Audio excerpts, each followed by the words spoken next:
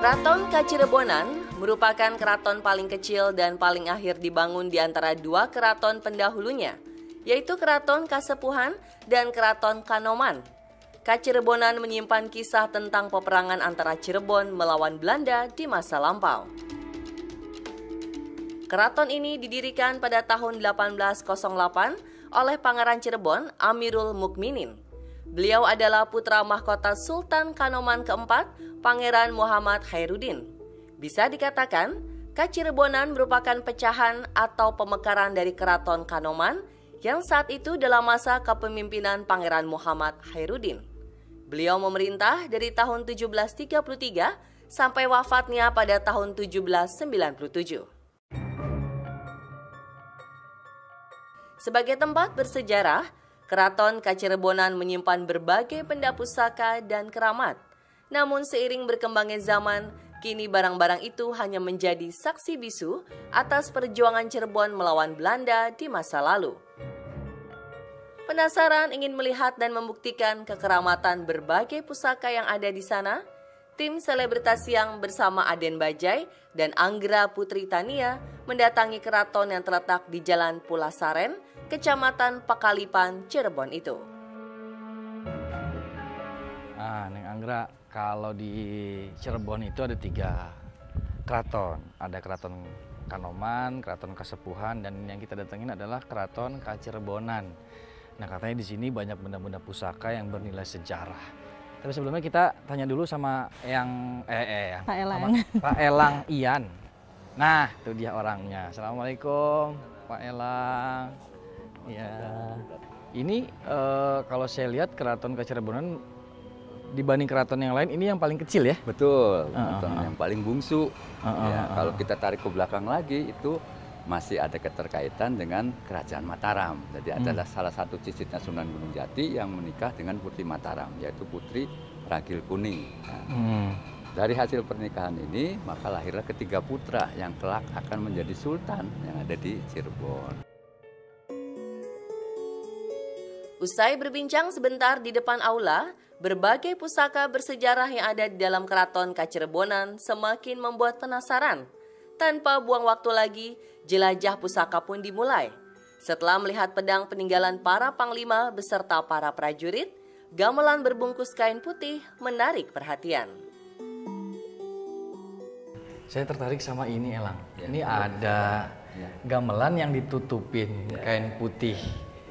Nah, ini kenapa ditutupin dan ini biasa kan kalau gamelan suka ada namanya. Betul. Ya, kalau ini namanya? Ini adalah gamelan Denggung Keraton Kacirebonan. Gamelan ini memang gamelan pusaka kami.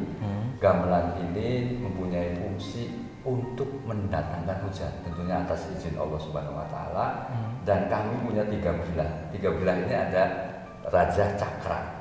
Kalau umpama ini dipasang dan atas izin Allah Subhanahu Wa Taala, insya Allah hujan akan turun. Dan tradisi ini masih kami lakukan setiap 1 Muharram atau tahun baru Hijriah kami bunyikan. Jadi paginya saya cuci dulu, kami bersihkan, sore setelah pada sholat asar kami bunyikan. Oh, walaupun dalam kondisi kemarau bisa dipakai insya Allah untuk hujan akan datang. Dan sudah pernah beberapa kali kami buktikan. Tentu bukan sembarang gamelan jika bisa memanggil hujan. Tak sampai di situ, pusaka berikutnya menyita perhatian adalah 2 buah kotak yang terdapat benda keramat di dalamnya. Nah, kalau ini apa nih? Ini adalah 2 kotak wayang pusaka kami yang kami miliki. Yang pertama adalah kotak jimat dan yang kedua adalah kotak anggon.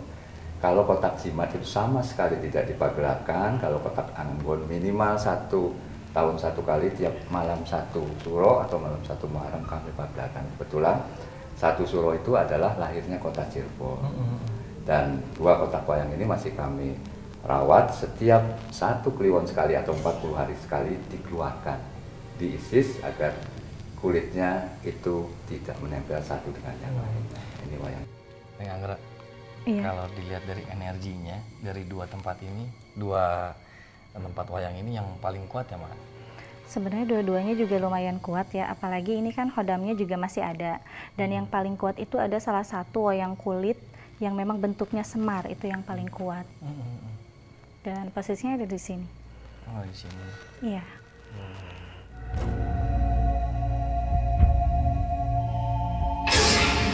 Selanjutnya kita kemana lagi, Pak?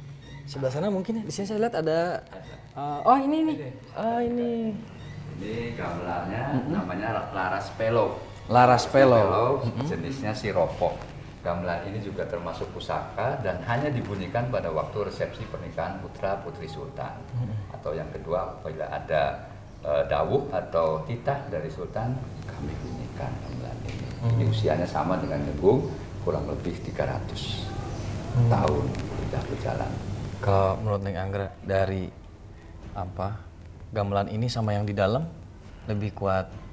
Kalau yang kuat itu kekuatan yang di dalam tadi ya, yang ditutup oleh kain putih. Kalau yang ini lebih ke alunan-alunan, tapi kadang-kadang suka terdengar juga kayak bunyi sendiri gitu. Karena memang ada leluhurnya yang memang memainkan, tetapi itu juga nggak setiap waktu sih, paling di waktu-waktu tertentu aja. Saya tadi tertarik sama pedang yang ada di sini nih. Ya katanya pedang dari Kerajaan Pajajaran. Betul, ya. betul. Kalau kita tarik sejarah, memang kami ada benang merah dengan Kerajaan Pajajaran, yaitu dengan Prabu Siliwangi, karena ibunda Sunan Gunung Jati adalah putri dari beliau, putri dari Prabu Siliwangi. Makanya pedang ini khusus untuk Sultan, yaitu pedang sabet jenis Pajajaran. Dari ornamennya juga beda. Ini ada handle-nya, handle trusmian. Trusmi itu artinya terus bersemi, tumbuh gitu. Nah, Neng Anggra, Iya. pedangnya ini masih ada unsur magisnya nggak sih? Ada sih, karena memang dulu itu semasa waktu Sultan memegang pedang ini memang sering terawat ya, apalagi itu dalam 11 dan 12 mulut itu selalu dirawat dengan dimandikan dengan air kembang. Jadi sampai saat ini juga masih ada isinya.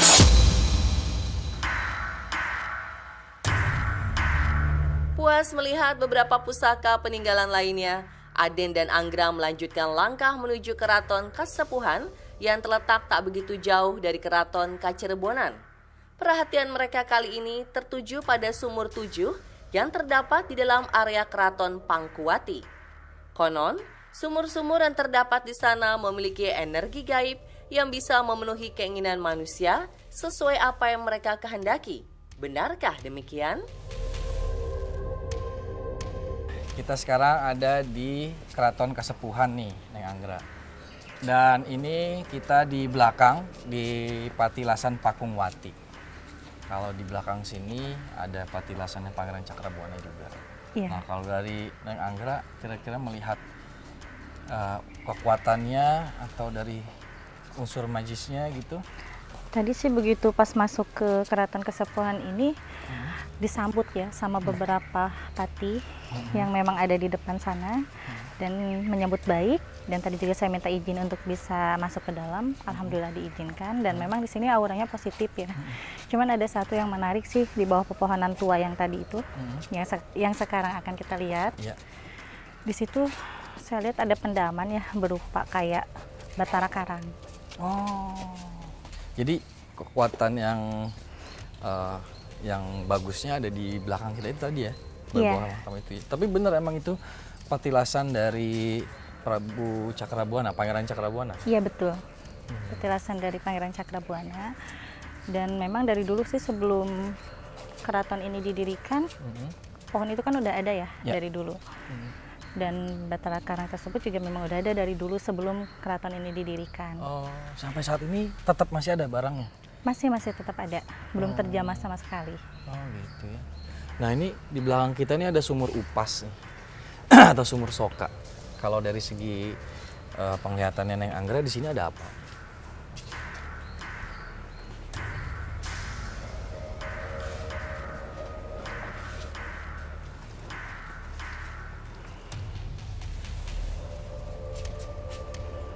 Kalau yang saya lihat sih di sumur ini ada kekuatan magis juga ya, dan di sini positif karena dulu juga ini airnya suka digunakan untuk pengobatan, tetapi sekarang ini nggak bisa karena udah ada racunnya. Oh gitu ya. Makanya ditutup mungkin ya? Iya, ditutup, nggak dipergunakan lagi. Nah, yang di belakang ini ada sumur 7 nih Neng Anggra. Kira-kira ini kan masih bisa digunakan ya? Ini masih kekuatannya bisa. Seperti apa nih? Neng? Kekuatannya ini juga bagus karena bisa untuk 7 bulanan, terus bisa untuk mengobati penyakit, jodoh, sama untuk mandi pengantin-pengantin. Wah, kita harus mandi nih. Nah, di sana juga di belakang itu ada sumur juga tuh di bawah pohon itu. Kita ke arah sana yuk. Iya. Neng. Di antara beberapa sumur yang terdapat di sana adalah sumur Kejayaan yang paling sohor. Konon di masa lampau, sumur ini dijadikan sebagai tempat itikaf Wali Songo dan terlarang untuk perempuan. Neng Anggra nih kita sekarang udah di dalam mau masuk menuju ke Sumur Agung namanya. Tapi wanita dilarang masuk. Tapi sebelumnya saya mau tanya dulu nih, kalau dari penglihatan Neng Anggra di Sumur Agung ini ada apa aja sih? Sebenarnya ini adalah sumur khusus untuk kejayaan ya. Kenapa perempuan gak boleh masuk? Karena dalam kejayaan seorang laki-laki artinya gitu, bisa dijatuhkan oleh seorang perempuan gitu. Jadi kenapa perempuan gak boleh masuk? Karena ini khusus untuk laki-laki untuk bisa mandi agar bisa ada kejayaan, ilmu-ilmu kejayaan yang masuk ke dalam diri. Nah, dan ada yang menariknya juga sih, seperti benteng-benteng ini yang tanah merah ini. Dulu pada abad 15 itu memang ini berdiri dalam satu malam karena dibantu oleh para jin. Dan di Keratuan Kesepuhan ini juga banyak sekali ya jin-jin Islam yang memang berseliwer. Oh, kalau Neng Anggra lihat di sebelah mana sebenarnya ya, jin-jin itu? Dan tadi begitu pas bentuknya masuk seperti apa aja sih? Ada yang kakek-kakek kah, nenek-nenek kah, atau bentuknya tinggi besar atau seperti apa? di sini semuanya itu jin Islamnya itu laki-laki semua ya, tinggi besar dan memakai sorban putih, jubah putih. Tak ingin menyanyiakan energi positif yang ada, Aden pun bergegas masuk ke dalam. Dan setibanya di area Sumur Kejayaan, bapak dua anak itu menyempatkan diri untuk mandi dan sholat sunnah. Nah, sekarang kita udah sampai di dalam petilasan. Dan kita mau mandi di Sumur Agung. Dan di belakang ini ada petilasan dari Pangeran Cakrabuana. Ini dia. Jadi kalau kesini belum sholat, bisa sholat di sini, kemudian mandi di sana. Dan airnya juga biasa para peziarah datang ke sini mandi dan membawa pulang airnya untuk mengharap berkah dan barokahnya dari air tersebut.